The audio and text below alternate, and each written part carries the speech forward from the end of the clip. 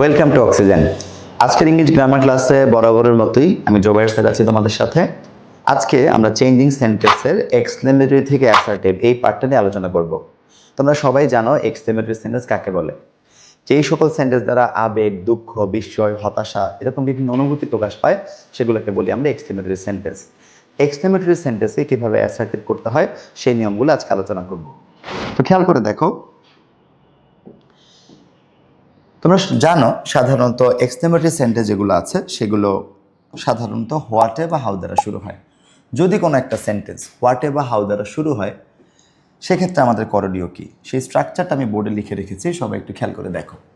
যদি কোনো একটা সেন্টেন্স হোয়াটে বা হাউ দ্বারা শুরু হয় তাহলে আমাদের স্ট্রাকচারটা হবে অনেকটা এরকম। প্রথমে আমরা সাবজেক্ট বসাবো, তারপর হচ্ছে ভার্ব আসবে, একটা এ বসবে, তারপর ভেরি অথবা গ্রেট, তারপরে অ্যাডজেক্টিভ, তারপরে সেন্টেন্সের বাকি অংশ।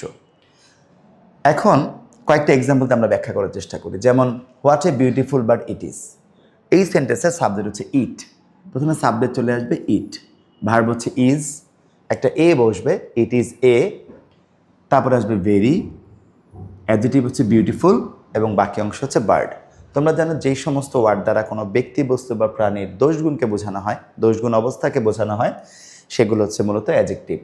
এখানে বিউটিফুল হচ্ছে অ্যাডজেক্টিভ। আরও শর্টকাট হচ্ছে সাধারণত হোয়াটে বা হাউ এর পরে যেই ওয়ার্ডটা থাকে সেটাই মূলত অ্যাডজেক্টিভ। তাহলে what a beautiful bird it is, এর অ্যান্সারটা হবে it is a very beautiful bird. সেই একইভাবে how nice the place is, এখানে সাবজেক্ট হচ্ছে দ্য প্লেস, শুরুতে আমরা সাবজেক্ট লিখবো দ্য প্লেস, তারপরে ভার্ব হচ্ছে ইজ, তারপরে আসবে ভেরি, সবশেষে অ্যাডজেক্টিভ হচ্ছে nice, the place is very nice. এখানে একটা বিষয় লক্ষণীয়, যদি সেন্টেন্সে হোয়াটে থাকে তাহলে আমরা আর্টিকেল এ ব্যবহার করব, কিন্তু যদি সেন্টেন্সের শুরুতে হাউ থাকে তাহলে কিন্তু কোনো আর্টিকেল বসবে না। একইভাবে হোয়াটে ফুল ইউ আর, এখানে সাবজেক্ট আসবে হচ্ছে ইউ, ভার্ব হচ্ছে আর, তারপরে এ আসবে, তারপরে গ্রেট, বাকি অংশ হচ্ছে ফুল। এখন অনেকের মনে প্রশ্নটা আসতে পারে যে প্রথম দুইটি সেন্টেন্স আমরা ভেরি লিখেছি কিন্তু এই সেন্টেন্স আমরা গ্রেট কেন লিখলাম, সেই ব্যাখ্যা আমি অবশ্যই দেব তোমাদেরকে। লাস্ট এক্সাম্পলটা দেখো, what N invention computer is, প্রথমে সাবজেক্ট হচ্ছে কম্পিউটার, ভার্ব হচ্ছে ইজ, তারপর একটা এ বসবে, যদিও এটা এখানে ওঠে নাই, তারপর হচ্ছে গ্রেট, বাকি অংশ হচ্ছে ইনভেনশন। আমি এটা লিখে দিলাম এখানে, তোমরা একটু বুঝে নিও। Computer is a great invention. খুব খেয়াল করে দেখো, প্রথম দুটো এক্সাম্পলে আমরা ভেরি ব্যবহার করেছি, কিন্তু পরের দুটো এক্সাম্পলে আমরা গ্রেট ব্যবহার করেছি কেন, এর ব্যাখ্যাটা একটু জেনে নেওয়া যাক। তোমরা খেয়াল রাখবে, যদি সেন্টেন্সের শুরুতে হাউ থাকে তাহলে সব সময় ভেরি হবে, হাউ থাকলে ভেরি হবে, এই শর্টকাটটা মনে রাখো। কিন্তু হোয়াটে থাকলে সেটা ভেরিও হতে পারে, হোয়াটে থাকলে গ্রেটও হতে পারে। তাহলে ট্রিক্সটা আসলে কি, খেয়াল করো, সেন্টেন্সের আর্টিকেল এবং সাবজেক্টের মাঝে যদি একাধিক শব্দ থাকে তাহলে ভেরি বসবে। যেমন দেখো, এখানে আর্টিকেল আছে এ আর সাবজেক্ট হচ্ছে ইট, এর মাঝখানে দুটো শব্দ দেখা যাচ্ছে, একটা হচ্ছে বিউটিফুল, একটা হচ্ছে বার্ড। যদি আর্টিকেল এবং সাবজেক্টের মাঝে একাধিক শব্দ থাকে তাহলে অ্যাসার্টিভ করার সময় আমরা ভেরি ব্যবহার করব। আবার দেখো, হোয়াট এ ফুল ইউ আর, এখানে আর্টিকেল হচ্ছে এ, সাবজেক্ট হচ্ছে ইউ। যদি একটু মনোযোগ দিয়ে দেখো, এই আর্টিকেল এবং সাবজেক্টের মাঝে একটি মাত্র শব্দ আছে, সেটা হচ্ছে ফুল। আর্টিকেল এবং সাবজেক্টের মাঝে যদি একটি শব্দ থাকে তাহলে আমরা গ্রেট ব্যবহার করব। সেম একইভাবে দেখো, আর্টিকেল অ্যান্ড সাবজেক্ট হচ্ছে কম্পিউটার, এই দুটো শব্দের মাঝে, আর্টিকেল এবং সাবজেক্টের মাঝে একটা মাত্র শব্দ আছে, সেটা হচ্ছে ইনভেনশন। তাহলে মনে রাখতে হবে, সাধারণত আর্টিকেল এবং সাবজেক্টের মাঝে একটা শব্দ থাকলে গ্রেট হয়, আর্টিকেল আর সাবজেক্টের মাঝে একাধিক শব্দ থাকলে ভেরি হয়, আর হাউ থাকলে সবসময় আমরা ভেরি লিখব। আশা করি নিয়মটা তোমরা বুঝতে পেরেছ। আর আরেকটা ব্যাপার তোমাদেরকে ক্লিয়ার করতে চাই, যদি অ্যাডজেক্টিভের আগে এ থাকে তাহলে কিন্তু আমরা এটা ব্যবহার করব। শর্টকাটে বলে হোয়াটে থাকলে আমরা এ ব্যবহার করব, কিন্তু হাউ থাকলে কিন্তু এ আসবে না অথবা আর্টিকেল আসবে না। এবারে আমরা পরবর্তী নিয়মটা আলোচনা করতে চাই। যদি কোনো সেন্টেন্সে হুররা থাকে, তোমরা জানো হুররা হচ্ছে একটা আনন্দের এক্সপ্রেশন, তখন আমরা হুররা রিপ্লেসে লিখবো it is a matter of joy that. যদি অ্যালাস থাকে, অ্যালাস হচ্ছে দুঃখের এক্সপ্রেশন, অ্যালাস দ্বারা হাই হাই বোঝায়, সেক্ষেত্রে আমরা অ্যালাসকে রিপ্লেস করে লিখবো it is a matter of sorrow that. যদি সেন্টেন্সে ফাই বা ফাই ফাই থাকে, তোমরা যেন ফাই ফাই মানে ছি ছি, সেক্ষেত্রে আমরা লিখবো it is a matter of shame that. হুরডে থাকলে জয় দ্যাট, অ্যালাস থাকলে সরো দ্যাট, আর ফাই থাকলে শেম দ্যাট। তো চলো আমরা কয়েকটা এক্সাম্পল দেখি। Hurrah, we have won the match, আমরা ম্যাচটা জিতে গেছি। এটা একটা আনন্দের এক্সপ্রেশন। যেহেতু এই সেন্টেন্সে হুররা আছে, আমরা হুররাকে রিপ্লেস করে লিখবো it is a matter of joy that, এবং বাকি যে সেন্টেন্স আছে সেটা হুবহু বসে যাবে, we have won the match. একইভাবে alas I am undone, alas মানে বোঝায় হাই হাই, তাহলে অ্যালাসকে রিপ্লেস করে আমরা লিখবো it is a matter of sorrow that. অ্যালাসের রিপ্লেস হবে it is a matter of sorrow that I am undone. I am undone মানে আমার সর্বনাশ হয়ে গেছে, হাই হাই আমার সর্বনাশ হয়ে গেছে। এই অ্যালাসকে রিপ্লেস করে হয়ে যাবে it is a matter of sorrow that I am undone. Fie he is a traitor, traitor মানে হচ্ছে বিশ্বাসঘাতক, ছি সে একজন বিশ্বাসঘাতক।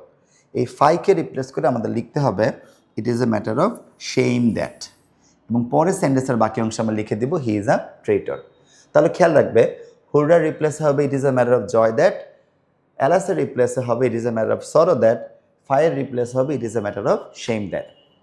তো চলো পরবর্তী রুলসে আমরা চলে যাচ্ছি।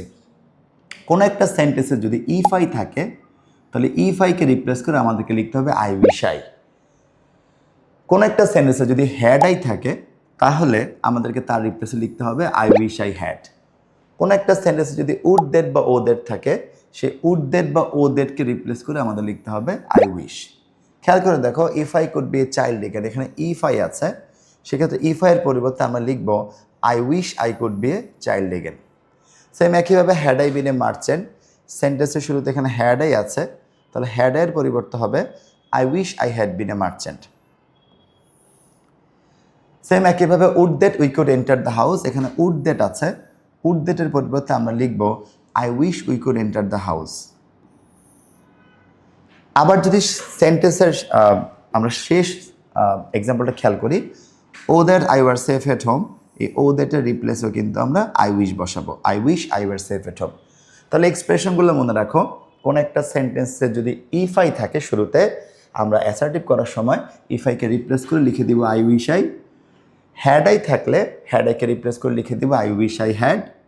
আর উড দ্যাট বা ও দ্যাট থাকলে তার রিপ্লেস হবে আই উইশ। আশা করি তোমরা নিয়মগুলো বুঝতে পেরেছ। এখন আমি যদি তোমাদেরকে বলি, এক্সক্লেমেটরি থেকে অ্যাসার্টিভের 3টা নিয়ম আমরা শিখেছি। যদি অ্যাসার্টিভ থেকে এক্সক্লেমেটরি করা হয়, তাহলে এই যে রুল নাম্বার 3 এবং একটু আগে যে আমরা বললাম রুল নাম্বার 2, এই দুটো নিয়মকে কিন্তু আমরা রিভার্স করতে পারি।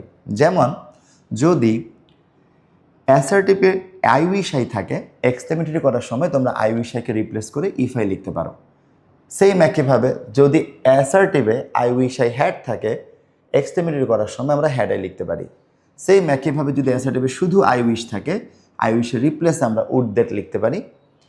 অর্থাৎ রুল নাম্বার 3 যদি আমরা রিভার্স করে দিই, তাহলে কিন্তু সেটা অ্যাসার্টিভ থেকে এক্সক্লেমেটরি হয়ে যাবে। একই কথা রুল নাম্বার 2 এর ক্ষেত্রে প্রযোজ্য। যদি সেন্টেন্সে it is a matter of joy that থাকে, এই অ্যাসার্টিভ সেন্টেন্সকে এক্সক্লেমেটরি করার সময় এটাকে রিপ্লেস করে আমরা হুররা লিখতে পারি। যদি ইট is a matter of sorrow that থাকে, এটাকে রিপ্লেস করে আমরা অ্যালাস লিখতে পারি। যদি ইট is a matter of shame that থাকে, এটাকে রিপ্লেস করে আমরা ফাই লিখতে পারি বা ফাই ফাই লিখতে পারি।